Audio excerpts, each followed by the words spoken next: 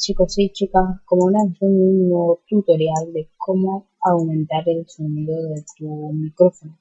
Bueno, vamos a empezar con el tutorial. No, van a el control.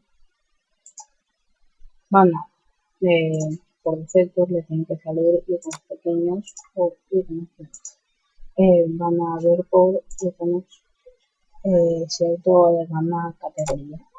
Y de categoría van a power y sonido. A ver, le dan un clic y van a sonido. Van a cambiar sonidos del sistema.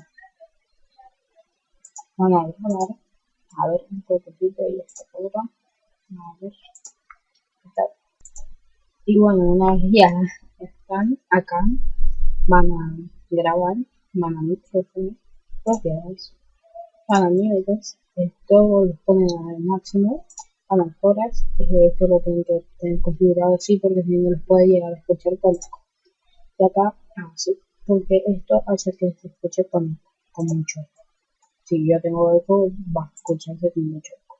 Bueno, esto así y esto así. Aceptar, aceptar.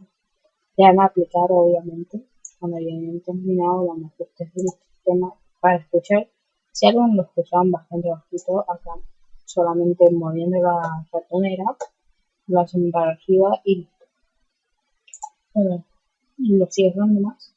Acá administrar el dispositivo móvil, que por ejemplo si querían aumentar el nivel a que lo tienen con el micrófono máximo, pero si lo tienen así se escuchan ustedes. Mejores ya saben, esto así como está, nada, desbloqueado todo y esto así. No, o sea, así, esto. No tocar más nada porque se les puede llegar a joder lo que sería el driver del micrófono o del sonido.